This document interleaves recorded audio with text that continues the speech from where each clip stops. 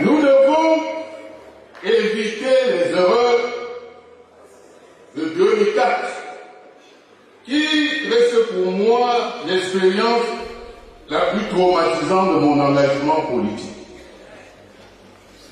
En 2004, les partis politiques s'étaient regroupés dans une coalition dans la perspective de l'élection présidentielle. Cette coalition s'était bien structurée avec des démembrements dans plusieurs régions du pays. En ce qui concerne le littoral, les réunions se tenaient dans les bureaux transformés pour l'occasion en véritable quartier général.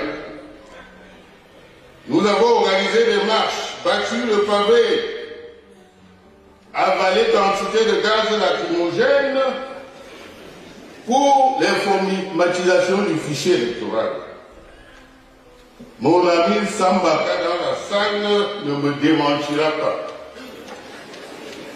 Des grands meetings présidés par les leaders de la coalition furent organisés dans plusieurs grandes villes. Le peuple était galvanisé et avait repris confiance. Mais dès la convocation du corps électoral, ce bel édifice s'est écoulé comme un château de cartes. Les leaders, vus par leur égo surdimensionné, n'ont pas pu s'entendre. Le nom d'Akame Fumu, excusez le peu, a même été proposé comme candidat de consensus. Pour finir, John Fundi et le docteur Adamo Damjoya ont chacun déposé son dossier de candidature.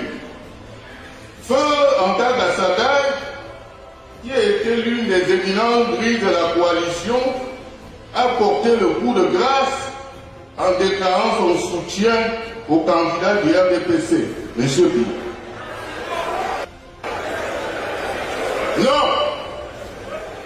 Non, nous ne devons pas reproduire les erreurs de cette année maudite. Nous devons inverser le paradigme, désigner notre porte-flambeau et construire la dynamique autour de lui. Voilà le chemin à suivre. Agir autrement, c'est l'accompagnement assuré de la dictature. Ni plus, ni moins. Voilà le chemin à suivre.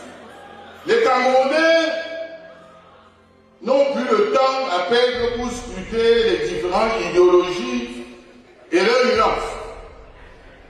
Ils veulent que nous entendions et que nous avancions ensemble. Le FCC est pour ce rassemblement des forces du changement autour du leader du MRC.